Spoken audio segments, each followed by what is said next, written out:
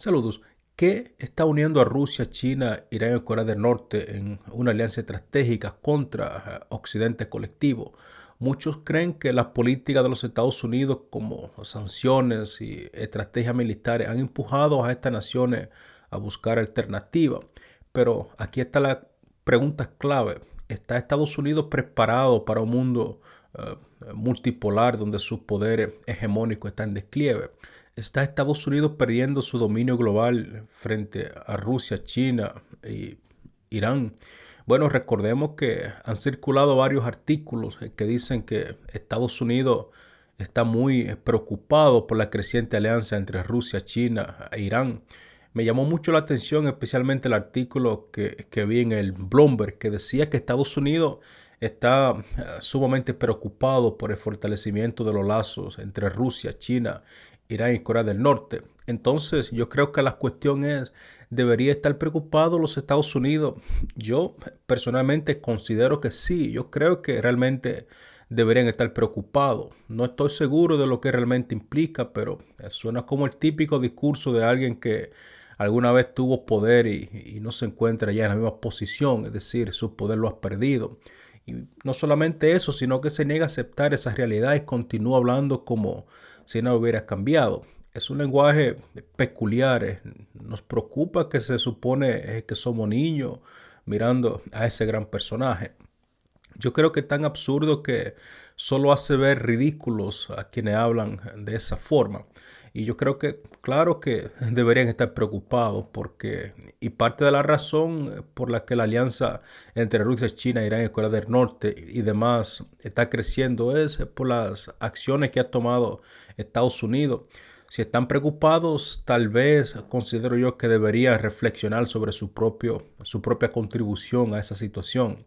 Lo que vemos hoy en día precisamente es que se está negando y parece que el simple hecho de formular la pregunta los incomoda. Quizás no quiere enfrentarse a la necesidad de responder o admitir lo que obviamente es evidente. Esto parece estar conectado, considero yo, tal vez con lo que está sucediendo en Ucrania o lo que ha venido sucediendo en Oriente Medio. Lo que ha permitido es que el ministro de Relaciones Exteriores de China lo dejara absolutamente claro. Él dice que estamos del lado de los árabes, del lado del Líbano y del lado de los palestinos. Ellos son nuestros hermanos, dicen los chinos. Con ese mensaje no queda lugar para la duda al respecto, considero yo. Ahora el presidente Biden, en su discurso final de su carrera política a la nación, anunció un supuesto alto al fuego entre Israel y Gaza, impulsado por su administración. Sin embargo, esto es más bien una maniobra estratégica que refleja una posición que ya todos conocemos, una posición eh, que refleja la debilidad relativa de tanto de Israel como de los Estados Unidos en el contexto actual de esta guerra. Israel enfrenta una creciente presión tanto nacional como internacional y una intensa crítica por sus acciones contra el Estado palestino, mientras que los Estados Unidos tradicionalmente es un supuesto mediador clave en el conflicto, está lidiando con una pérdida de influencia en el escenario global. Por otro lado, actores como China, Rusia y algunos estados árabes están formando su lazo y fortaleciendo sus alianzas con Palestina y consolidando sus posturas como defensores de los derechos árabes, de los derechos palestinos, lo que les otorga a aquellos países una mayor legitimidad en el mundo multipolar emergente. Este cese al fuego, más que una solución definitiva, es una táctica de contención que busca ganar tiempo en un panorama donde los rivales occidentales parecen estar en una posición de fortaleza creciente. Es lo mismo que hicieron en Ucrania prácticamente en 2014. Volviendo a tocar el tema de la desesperación de los Estados Unidos, a pesar de que los chinos están a miles de kilómetros de distancia de Palestina, están muy decididos a ser un aliado confiable y tienen claro que Estados Unidos se está metiendo en callejones sin salida, callejones muy peligrosos. En Ucrania, por ejemplo, yo creo que es una manera de verlo y Occidente por supuesto que otra. Están perdiendo, no hay mucho que puedan hacer al respecto. Pierde de todas maneras. Desde mi perspectiva, la preocupación no es más que una forma ingenua de creer que alguien realmente presta atención a lo que dice cuando habla de esa manera. Entonces, ¿de verdad crees que a los chinos les sorprende escuchar que los Estados Unidos les preocupa que los chinos, los rusos y los iraníes estén formando ese tipo de alianza? Es casi absurdo, considero yo, porque este tipo de declaraciones parece diseñada más bien para tranquilizar al público estadounidense, es para consumo doméstico, reforzando la ilusión de que enfrentamos los problemas importantes cuando en realidad los evitamos a toda costa. Esto no es más que un gesto vacío de preocupación. Mientras tanto, Estados Unidos está profundamente involucrado con lo que está sucediendo en Ucrania, enfrentándose indirectamente a Rusia. Y lo que estamos viendo es bastante claro. Rusia está ganando esta guerra mientras que Ucrania sigue perdiéndola. Estados Unidos ha aceptado escalar esta guerra una y otra vez sin tener resultados positivos, nivel de financiamiento, nivel de tropas, tanques, Abrams, aviones de combate, inteligencia y ahora la cuestión de los misiles hacia Rusia y así por el estilo. Sucesivamente, toda esta escalada los Estados Unidos la ha perdido. Cada escalada justificada por permitir que Ucrania gane esta guerra y después de cada escalada Ucrania sigue perdiendo. Esa es la verdad de este conflicto. No tiene nada que ver con la preocupación. Ellos entienden que subestimaron terriblemente el poder de Rusia. Me refiero al poder militar de Rusia, al poder diplomático de Rusia, sus alianzas e incluso su economía. Todas las estimaciones que hizo Occidente fueron erróneas. Los rusos ahora están produciendo la mayoría de las municiones que utilizan en este conflicto. Los rusos también se han permitido aumentar su maquinaria económica, aunque su economía es insignificativamente más pequeña que la del equipo que apoya a Ucrania. Ha logrado fortalecer a su industria militar. Recuerde que Rusia tiene aproximadamente un Producto Interno Bruto de 1.1 billones de dólares, mientras que el otro lado, Europa, Estados Unidos, Occidente colectivo, juntos tienen entre 30 y 40 billones de dólares en Producto Interno Bruto. Entonces, entiendes que es una acción de 20-1 y esa es, digamos, la cuestión, porque los rusos están produciendo más municiones y todo lo demás desde su base industrial y económica que todo Occidente colectivo. Los estadounidenses no lo entienden, los británicos tampoco lo entendieron, a pesar de su maravillosa inteligencia como la CIA, el M5, el M6 y todo tipo de cosas. El resto de ellos no sabía, posiblemente los líderes de los Estados Unidos y Europa tampoco le importa lo que estaba sucediendo en esta guerra. Ahora yo creo que está bastante claro que el Pentágono no quiere seguir dándole más recursos a los ucranianos y a pesar de la guerra, Rusia, debo decirle que sigue creciendo. Según las proyecciones más recientes, el Producto Interno Bruto de Rusia para 2024 superó los 2.2 billones de dólares estadounidenses. El Fondo Monetario Internacional ha revisado a la alza a su pronóstico en la creciente declaración económica que hizo con relación a Rusia, situándola en un 3.6% para el 2024, lo que representa una mejora significativa respecto a las estimaciones anteriores. Este crecimiento se atribuye en gran medida al aumento de la inversión en capital y el significativo gasto gubernamental en la producción de armamento debido en gran medida a este conflicto en Ucrania. Sin embargo, la economía rusa, debo decirle que enfrenta desafíos porque sabemos que los hay y son muchos, como una inflación proyectada del 7.3% para finales del año que pasó, superior a la meta de 4% establecida por el gobierno. La tasa de desempleo se mantiene a niveles históricamente bajos con un 2.6% hasta al menos 2030.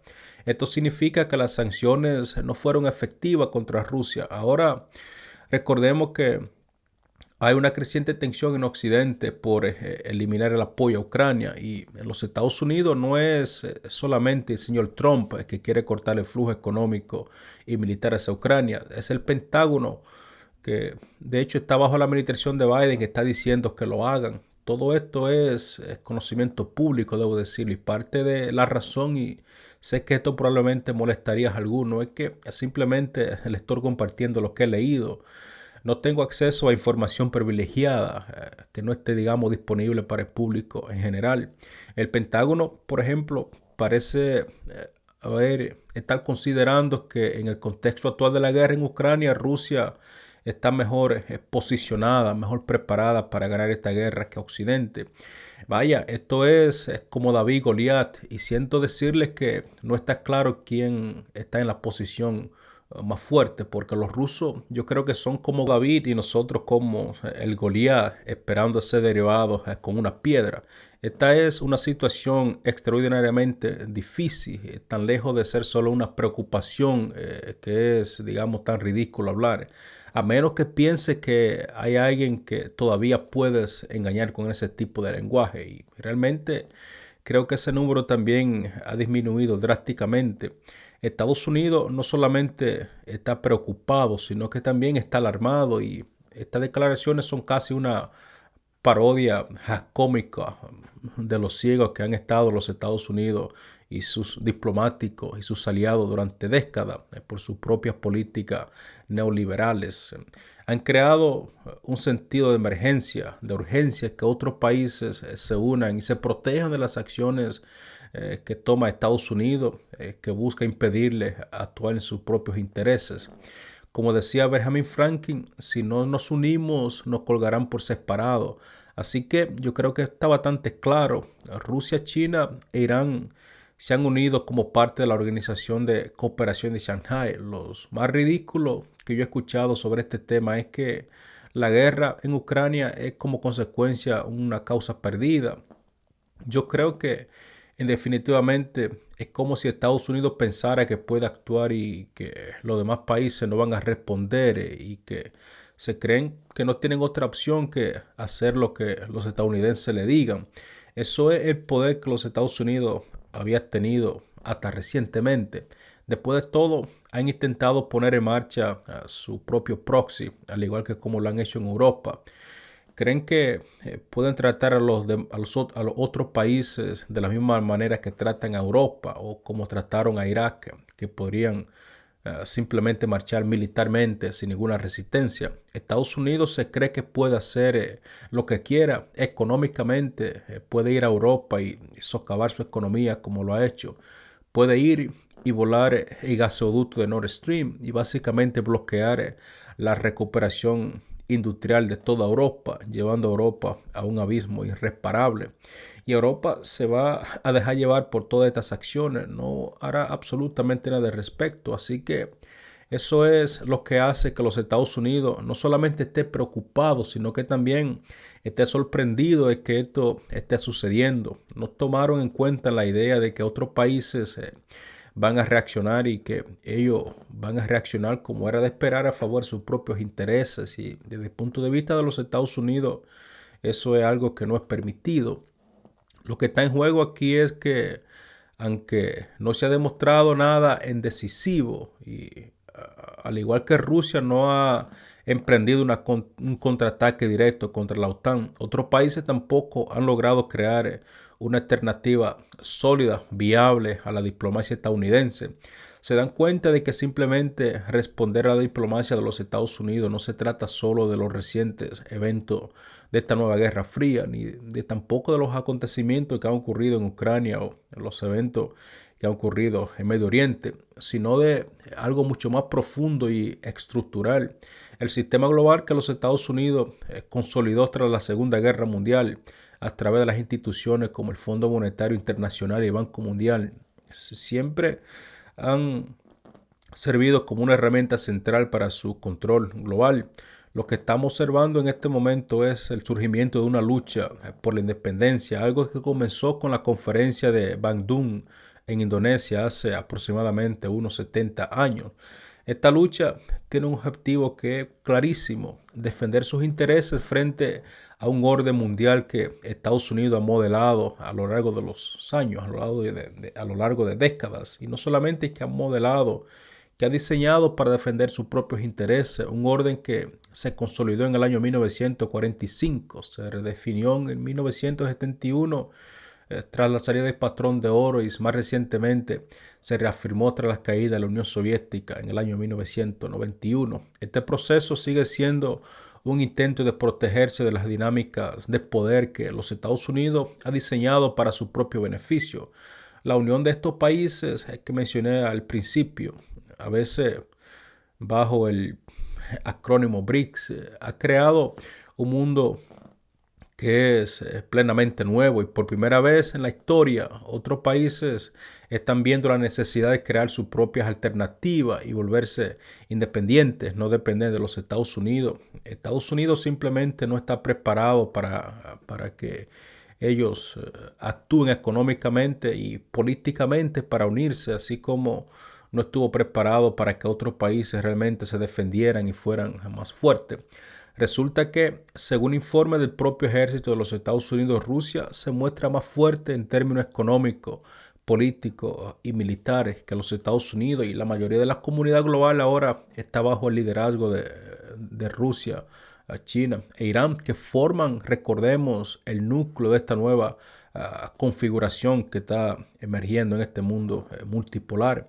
Así, Estados Unidos ha comenzado una guerra creyendo que era Goliat y resultó que no era, convencido de que sus acciones no solamente generarían reacciones pasivas de otros países dispuestos a aceptar su poder sin cuestionarlo. Sin embargo, esa falta de previsión, a veces estúpida, debo decirle, por parte de los planificadores económicos y militares y diplomáticos de los Estados Unidos ha evidenciado que los Estados Unidos no está en una posición fuerte. Nunca contempló un plan B y ese plan B al parecer podría implicar otros países actuando de maneras independientes, lo cual es precisamente lo que estamos presenciando ahora mismo. Esa respuesta es impulsada por la agresión económica, financiera, política y militar de los Estados Unidos, que ha generado una sensación de amenaza, de preocupación en otros países similares a los que experimentaron en Alemania, en Europa y lo que ha sucedido en Gaza y Líbano. Por lo tanto, yo creo que no es algo anormal que los países reaccionen de esa manera. No quieren enfrentar el mismo destino que esos territorios enfrentaron y por primera vez están actuando unidos. Eso por sí solo es muy importante, debo decirle. Ahora me gustaría abordar brevemente el tema de los aranceles que Trump ha mencionado, porque recordemos que ya el 20 de este mes asumirá nuevamente la presidencia en los Estados Unidos. Si han estado prestando atención, yo creo que sabrán que en las últimas semanas el presidente Donald Trump ha estado hablando extensamente sobre la implementación de aranceles, aumentando las tarifas contra México, Canadá, la Unión Europea, incluso los países miembros de los BRICS. En particular, ha habido bastante discusión sobre la preocupación que existe con la corporación John Deere, una importante compañía productora de equipos agrícolas en los Estados Unidos y otro tema más muy importante relacionado con el incremento de los aranceles en Europa. Lo que quiero señalar aquí es que no es algo, digamos, que sea cómodo de admitir, pero debo decirle que según informe especial de Wall Street Journal y otros medios financieros, se limitan a reportar lo que realmente dice el presidente Donald Trump, abordando este tema de una manera superficial o relegándolo a un comentario casi pues anónimo. Debo decirle que esto plantea una pregunta crucial: ¿quién está detrás de estos pensamientos? Y no me refiero solamente al presidente Donald Trump, sino también a los editores y reporteros que, en lugar de profundizar en temas tan importantes como este, simplemente minimizan o lo presentan de manera superficial. Y yo pregunto, ¿quién escribe este tipo de artículos? ¿Quién es o quiénes son los responsables? Y yo creo que es claro que los chinos habrán preparado una represalia y por lo tanto yo creo que es evidente que eso venga rápido. El presidente Trump lo ha dicho recientemente. Recordemos que China ha intensificado su represalia contra los Estados Unidos, limitando el envío de ciertos minerales críticos esenciales Estos minerales son importantes para la fabricación de tecnología avanzada y equipos electrónicos como el galio y el germanio. Estas restricciones se han percibido como una respuesta directa a las políticas arancelarias impuestas por Washington, que busca, según ellos, frenar el crecimiento económico, tecnológico de China, al restringir el acceso de Estados Unidos a estos recursos que son estratégicos, recursos clave en el ámbito de los semiconductores. Yo creo que China simplemente busca presionar a la administración estadounidense y no solamente presionarla, me gustaría agregar también que busca demostrar que tiene la capacidad para influir en las cadenas de suministro globales. Estos minerales son vitales para la industria y la fabricación de semiconductores que son muy importantes para el tema de las energías renovables, la tecnología de defensa y etcétera. Lo que hace es que las medidas represalias de China sean especialmente significativas en un contexto donde las tensiones comerciales y geopolíticas se están intensificando drásticamente. Yo creo que la decisión de China refleja una clara estrategia para equilibrar el poder económico en la región y evitar quizás un conflicto, ya sea enviando un mensaje firme a los Estados Unidos. La lucha comercial no solamente involucra aranceles, es muy importante mencionar esta parte porque también involucra el control de recursos claves que definen el futuro económico global. Está clarísimo que esto es en parte una represalia sobre esos aranceles dirigidos a China. Y mira, no quiero ser poético, pero yo creo que el poema se sugiere en sí mismo, porque se sugiere el acto de lo que llamamos contener o aislar a China. Lo que realmente está pasando, como si no nos diéramos cuenta, es que los Estados Unidos se está aislando más con cada día que pasa. Estados Unidos le está dando al resto del mundo todos los incentivos para uh, no depender del mercado estadounidense, para no depender de la financiación de los Estados Unidos, para crear su propio sistema financiero. Estados Unidos es un socio inestable, debo decirle, y poco confiable en transacciones económicas de varios tipos. Es una situación bastante seria. No puede hacer esto como si nada. Cada vez que actúas de esta forma, no espere a que todos vayan a desempeñar el papel que tú quieres que jueguen en esa respuesta. Eso no es venganza, debo decirle, es un colapso total de los Estados Unidos. Un último ejemplo, debo decirle que en los años 70, cuando Estados Unidos empezó a darse cuenta de que Alemania, Japón y otros países se habían recuperado de la guerra mundial, la Segunda Guerra Mundial, habían en aquel entonces reparado sus industrias destruidas y en muchos casos habían desarrollado nuevas industrias que estaban diseñadas para competir directamente con los Estados Unidos y lo habían logrado en gran medida. De repente, las calles americanas, recordemos que estaban llenas de automóviles japoneses y Estados Unidos dijo que eso tenía que parar. Entonces, bueno, los japoneses a través de presión de los Estados Unidos cedieron y aceptaron cuotas por algunos años. Estados Unidos tenía unas cuotas. Ellos decían que puede traer tanto autos como nosotros especifiquemos al mercado estadounidense. Una cuota, debo decirles, que actúa en gran medida como un arancel porque bloquea.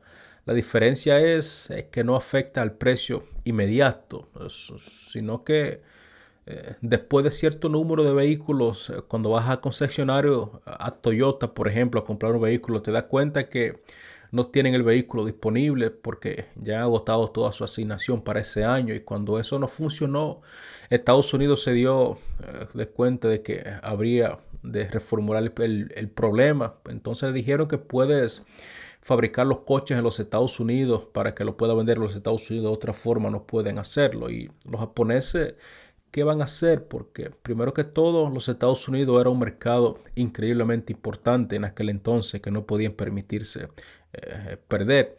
Hoy en día, Estados Unidos es una parte mucho más pequeña, más insignificante del mercado mundial que lo que era en aquel entonces. Ya no juega el papel que jugaba en aquel entonces. Los japoneses y los alemanes no tenían a dónde más recurrir. Ahora ya es todo lo contrario. Y esto es cierto para otros países también. Yo creo que el mundo ha cambiado drásticamente y no va a haber un colapso de la gente si los Estados Unidos lo bloquea de su mercado. Ya ellos no tienen el poder de impactar negativamente a otros países por la política económica de los Estados Unidos. Simplemente no lo van a entender. Lo que han entendido, perdón, no lo han entendido y no quieren verlo, no pueden permitirse verlo. Ese es el problema. Es políticamente impopular también porque no han preparado a su gente para que entienda lo que está pasando.